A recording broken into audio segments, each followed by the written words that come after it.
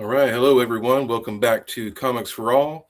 Today is Thursday, January 22nd, 2026.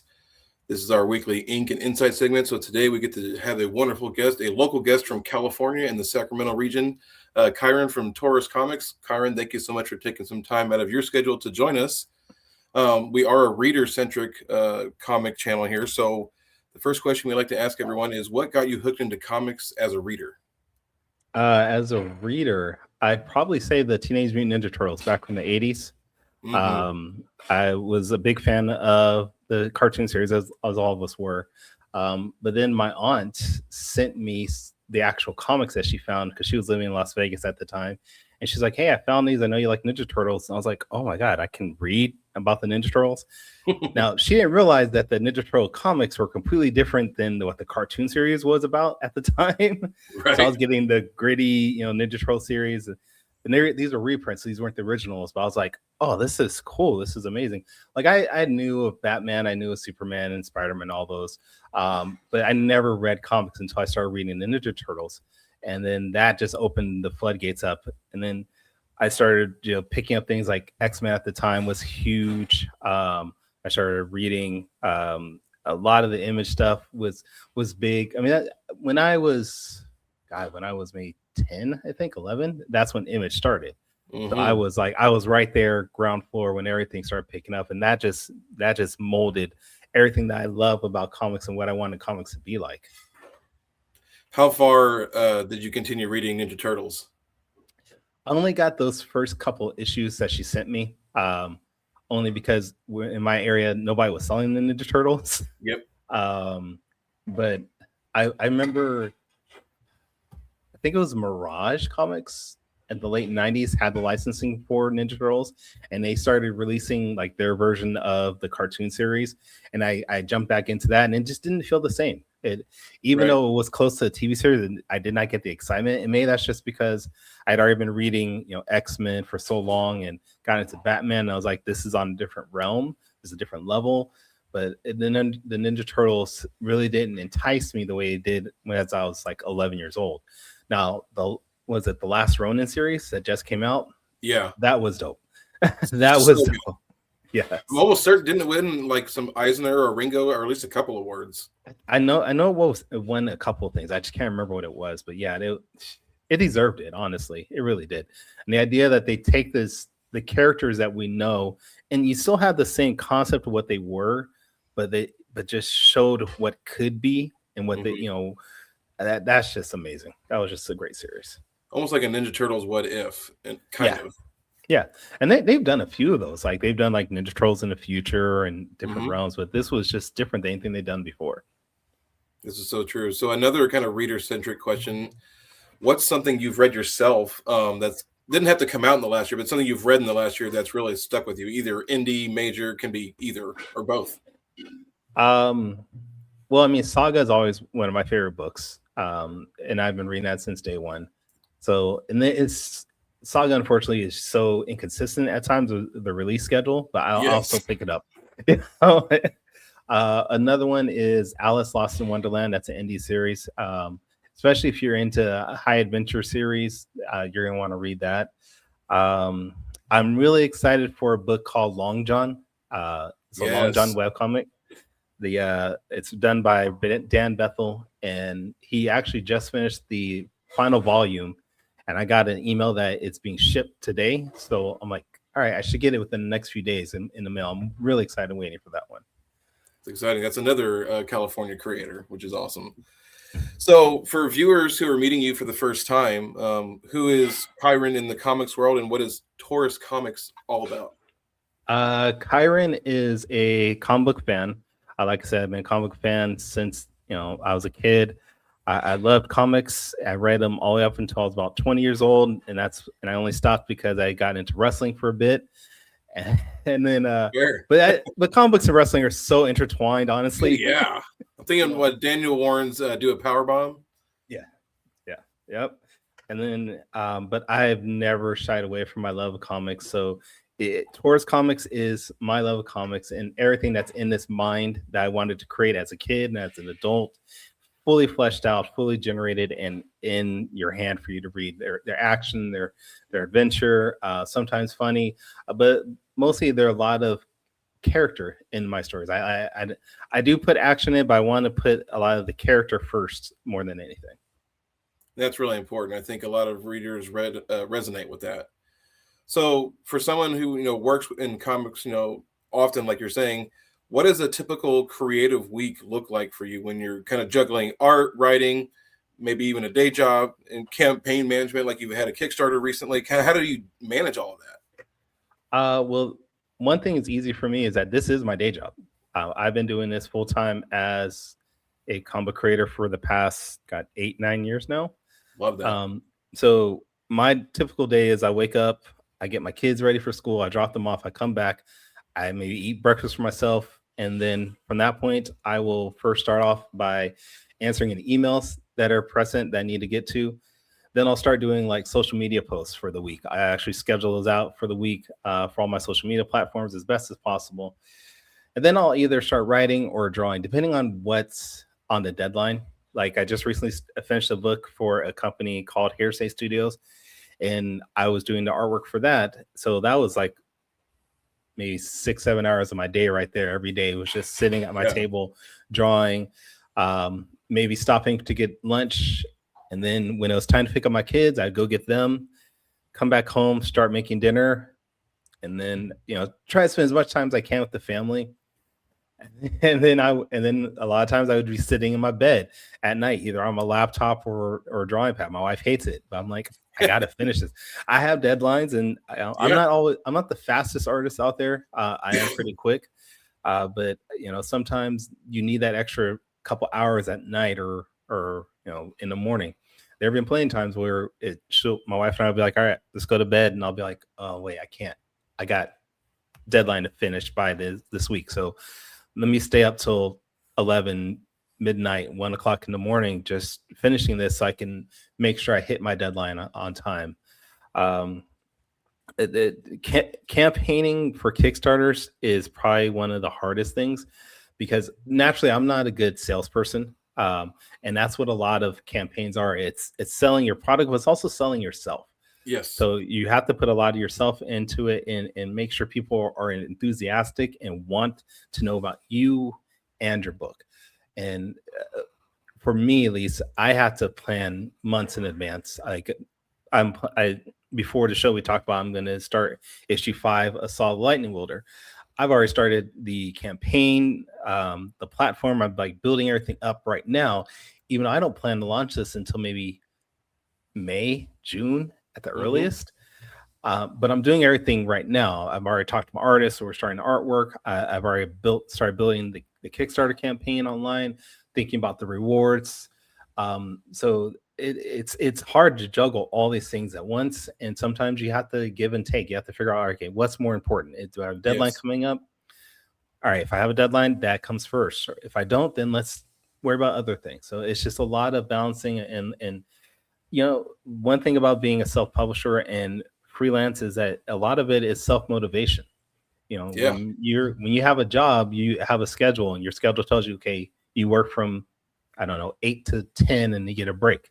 You got to work during those 2 hours. But as a self-publisher or as freelance, you're like, okay, I have to push myself to work, because if I sit there and scroll through TikTok or watch TV because my mind isn't focusing, I don't get paid.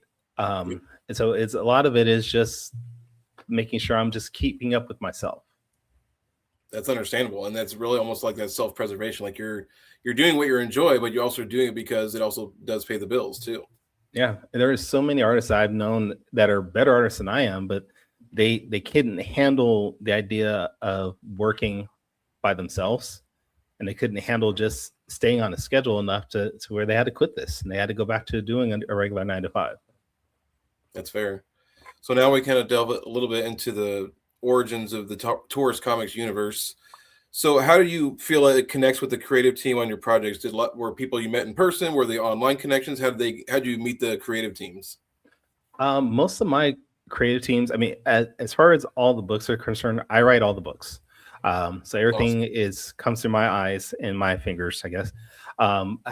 half of the books that have been produced through Taurus Comics, I'm also an artist on. The other half, though, are people, my artwork, my colorists. Usually I've met them online through Facebook or through like DeviantArt, or there was a website, I don't know if it's still open, but called Pencil Jack, which I found quite a good amount of artists there.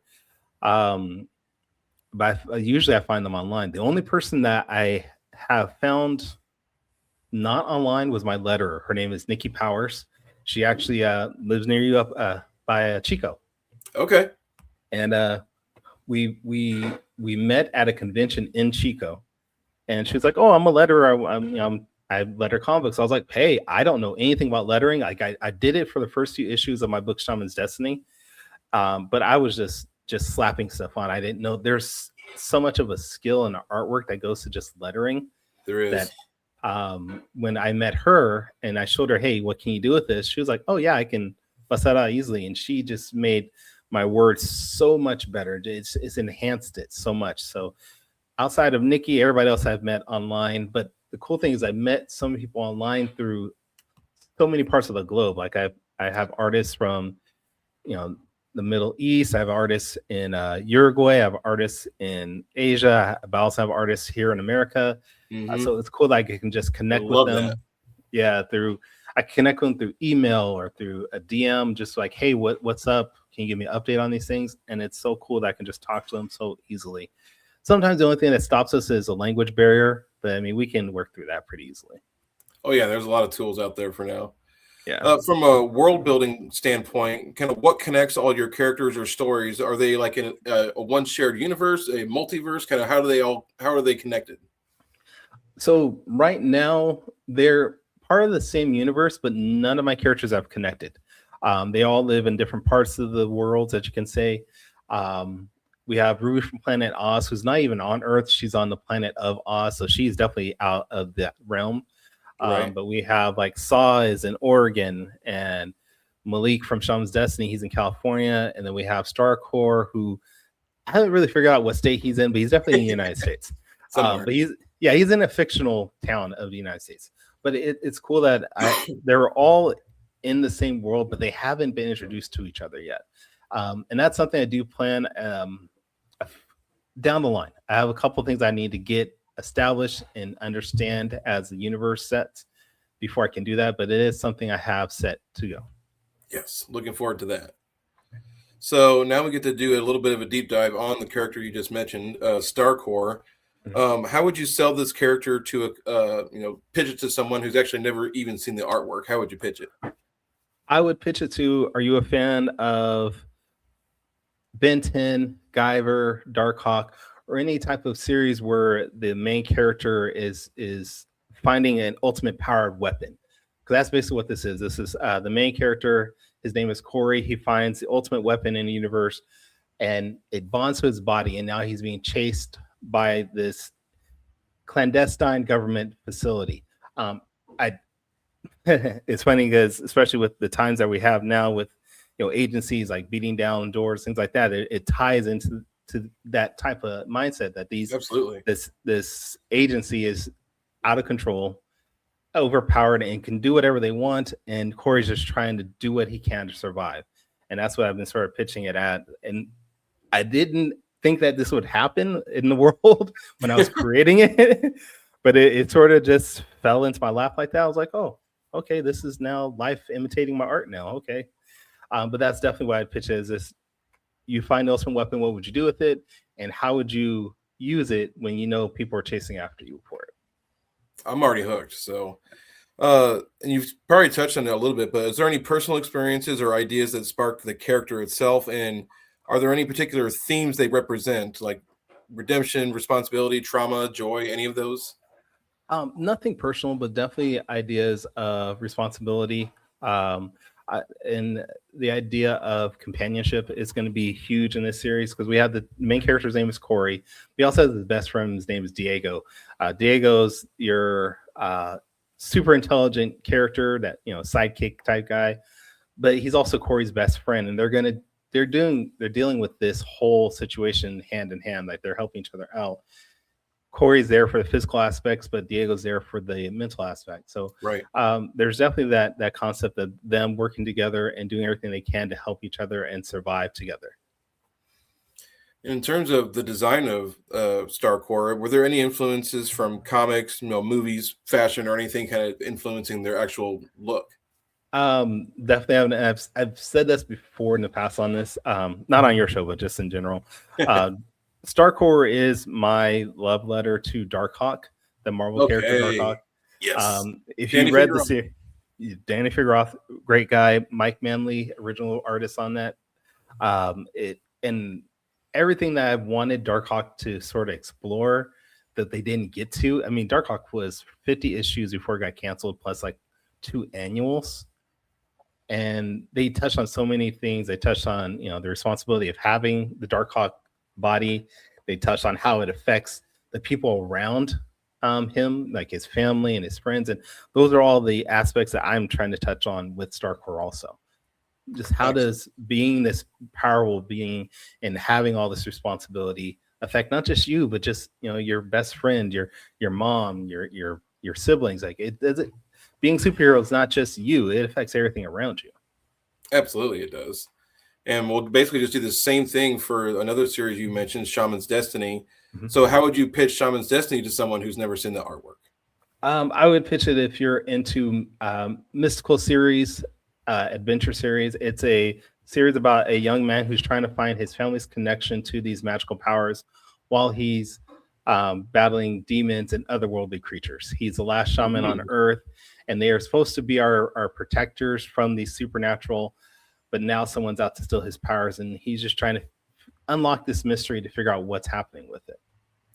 And is this series finished, or is it continuing, or what's the status?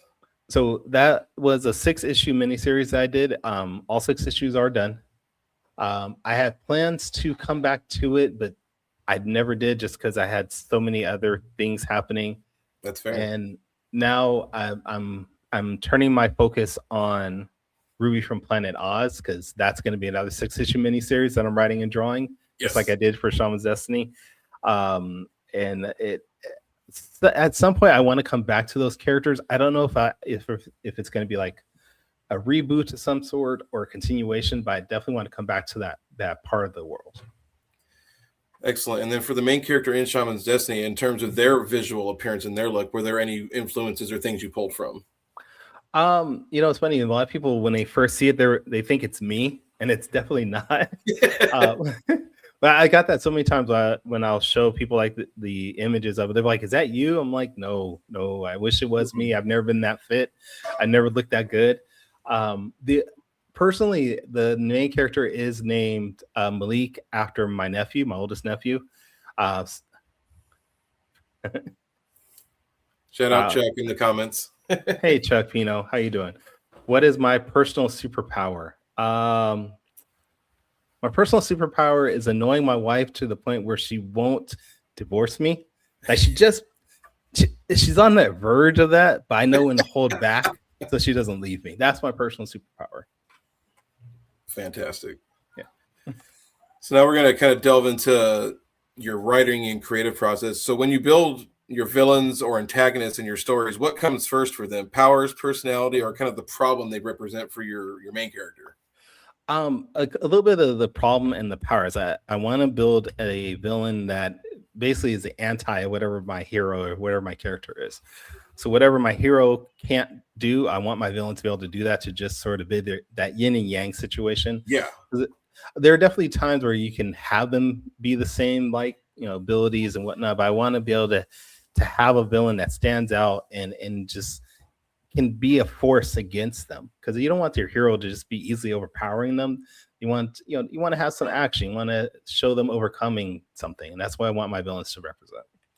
Excellent. And then, do you actually have a favorite, villain kind of set within the Taurus universe at this time that you're currently getting to work on?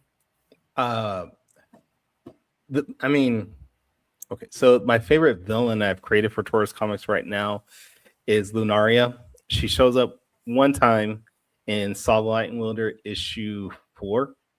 But I love the concept of who she is. I love her personality, and I want to be able to. She's gonna come back soon. Like I said, she only appeared for one page. She kicked ass on that one page and showed who she's supposed to be. But I definitely want to come back to her soon.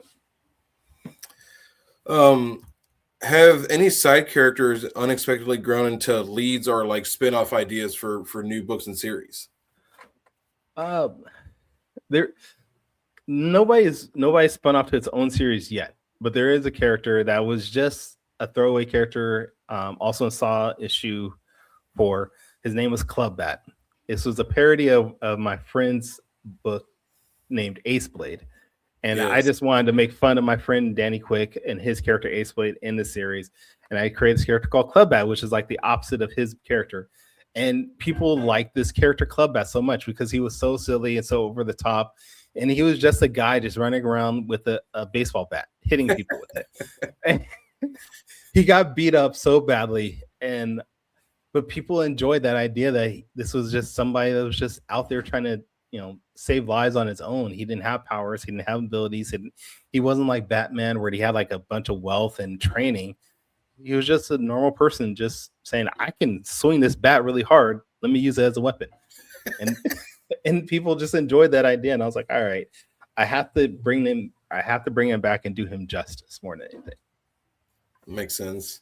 So, and kind of in your position, you're not just creating characters, you're publishing and, establishing a whole like intellectual property line in a sense.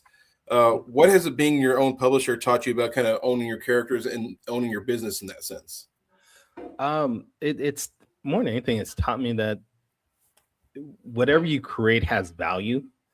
I've 100%. Seen so many people create something and they just don't think it's worth anything or don't think it's worth their time to really focus on it. I've seen other creators just throw their ideas out online or on Facebook and then all of a sudden they look and 2 months later somebody stole their character.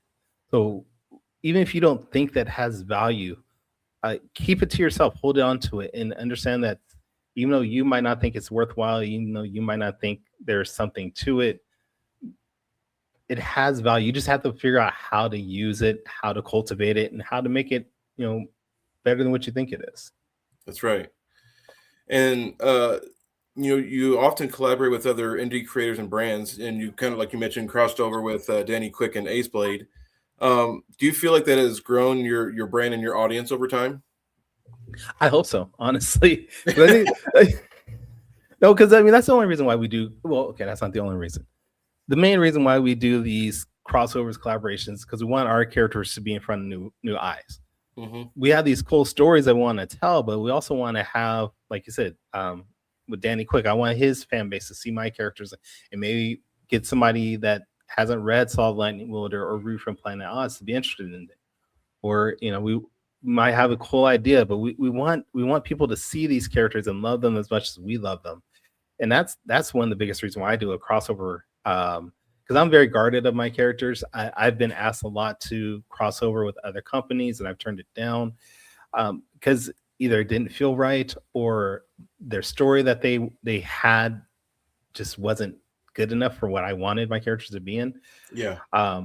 Definitely, there are times where I've missed out on opportunities of having my characters in, but it's got to be the right moment. It's got to be the right story, and hopefully when we do it, like I probably shouldn't say this, but I'm myself and a couple of people are planning to do a crossover, hopefully in 2027. It's like 5 or 6 of us, and we're hoping to get this going. But with indie community, there's so many things that can just derail publishing schedules. It's yes. Hard to do, but we're gonna work on this. We really are.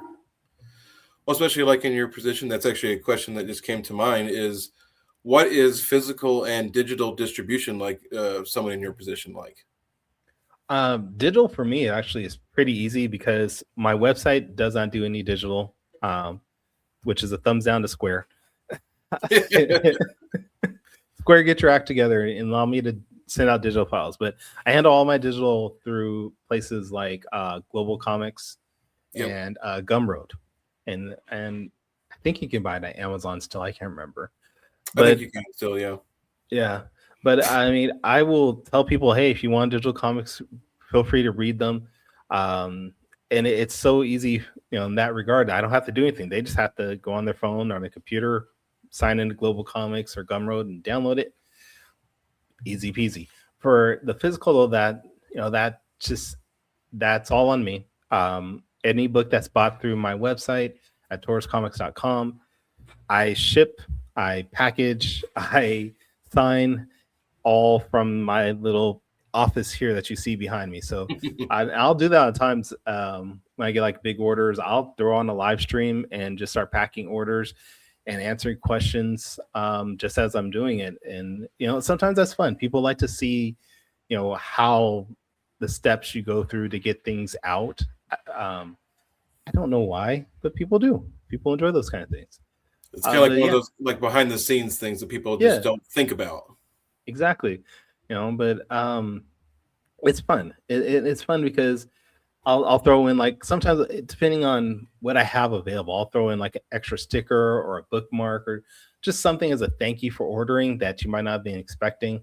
And just with the hopes that you check it out and you enjoy it and you come back and get something else. That's right. And another question that came to mind is, how do you handle creative setbacks, either it be writer's block, artist block, a pitch doesn't go well, or an artist collaborator falls through? How do you kind of process and handle all those things?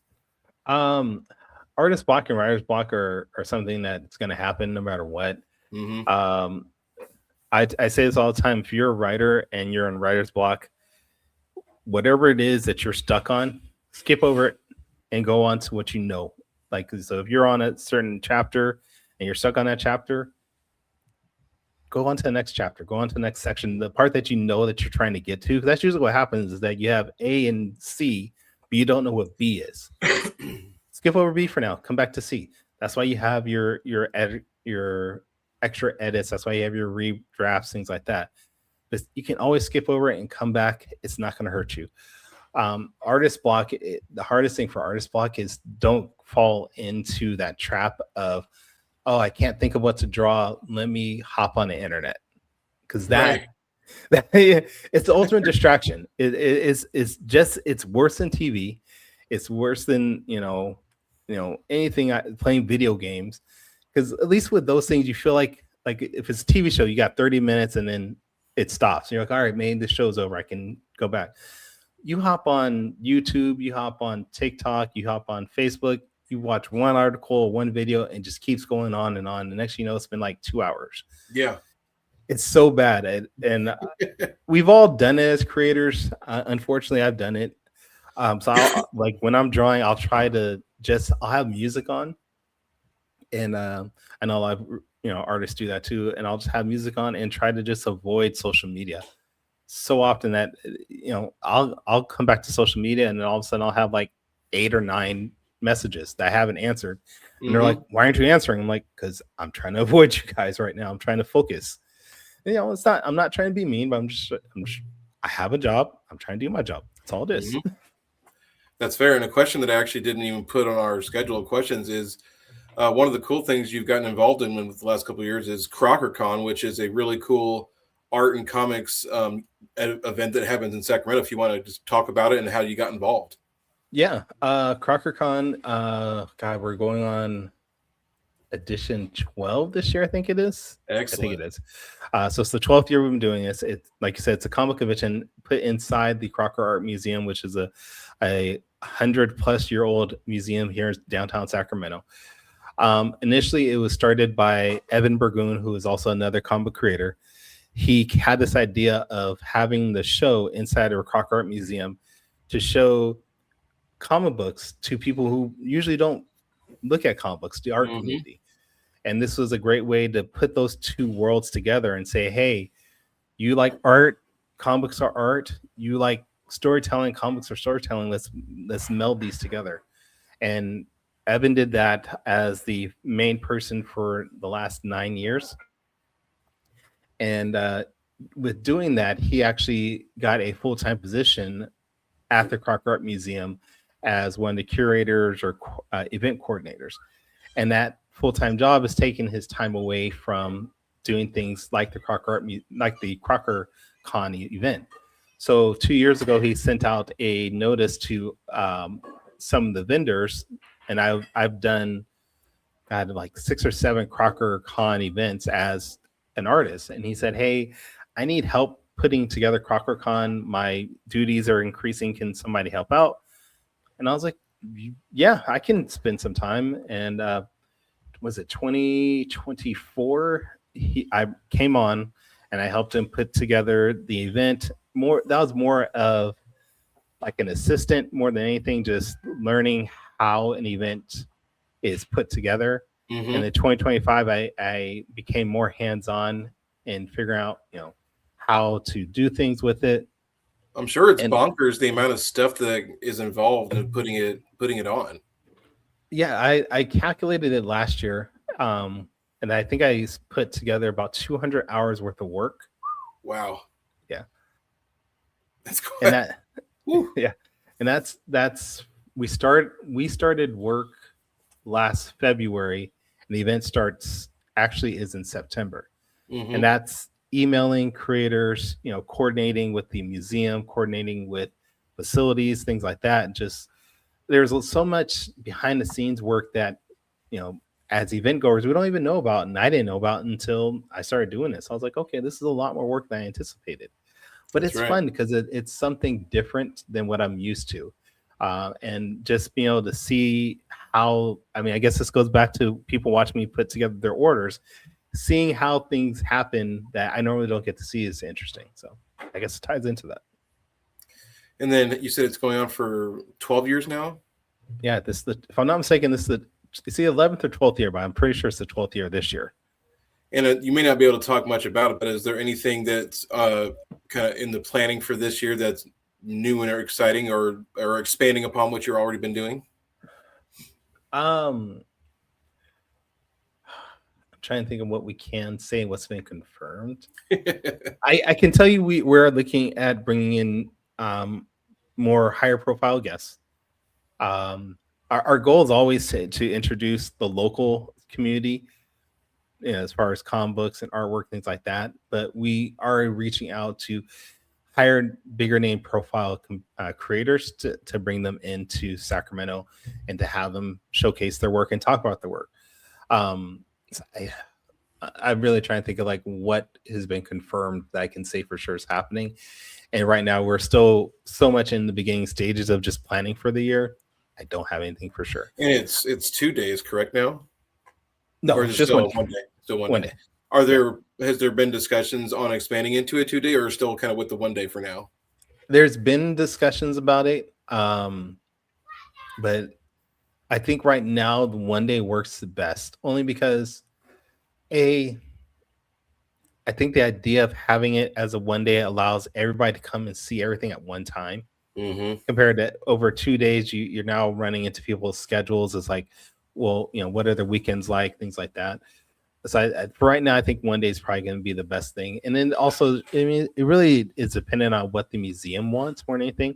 If we get enough people where they say, hey, we have to turn away people, maybe we need to expand this to 2 days, I'm pretty sure we'll be more than willing to do that. but if I'm not mistaken, last year we got like 7,000 people to come through the doors. Wow. Which is an amazing amount of people.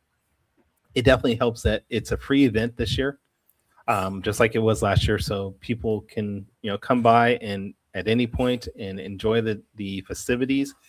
But we had, like last year, we had fencing demonstrations. We had the UC Davis video game orchestra out there. We had a bunch of creators from Sacramento and beyond. We had a cosplay contest. We had video games. Like I think in the past, we've had Nintendo representatives come down.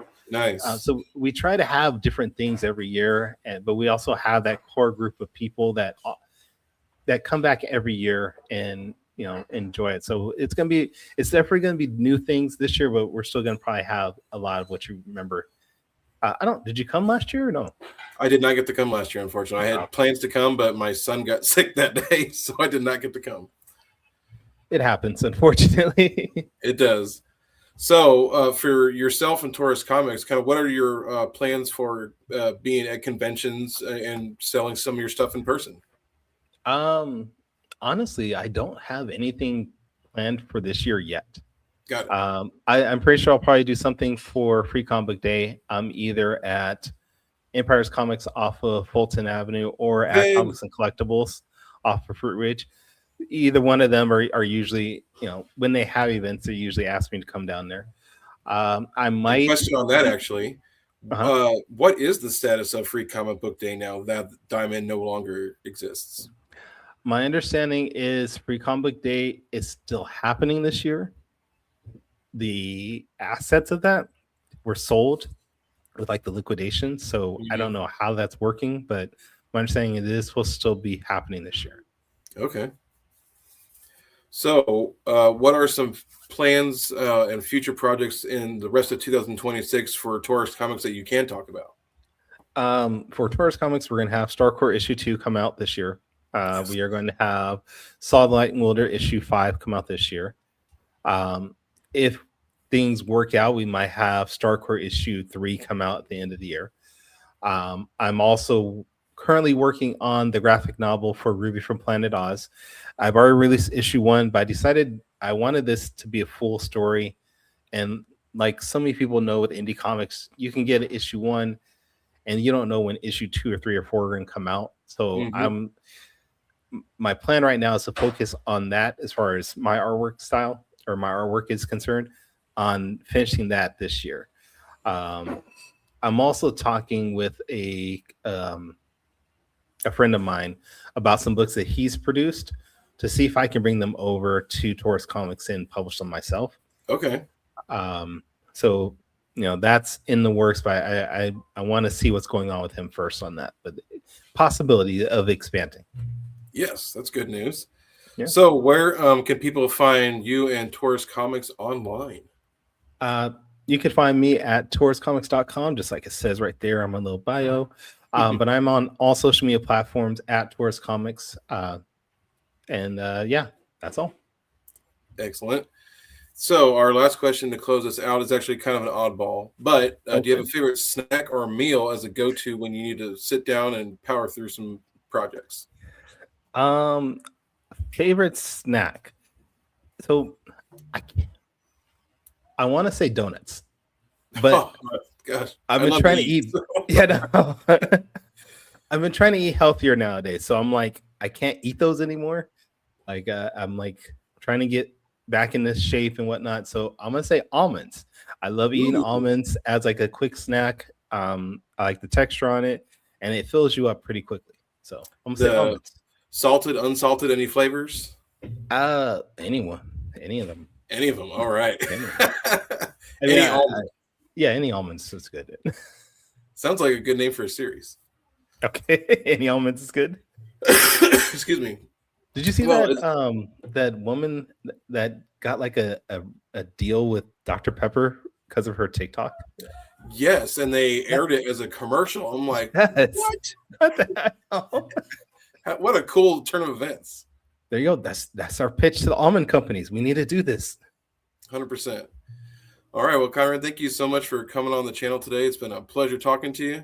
And I'm sure I would actually love to have you on whenever you feel like you want to promote something else coming up, or we can just even talk comics again. I'm totally down. Totally down. I mean, I've been waiting for this for months now, dude. So I'm totally down to come back on whenever you can. Fantastic. All right, everyone. Well, this has been our Ink and Insight segment on Comics for All, where comics, creativity, and community all connect. Kyrun, thank you again for taking some time out of your schedule. And everybody, we'll see you next time.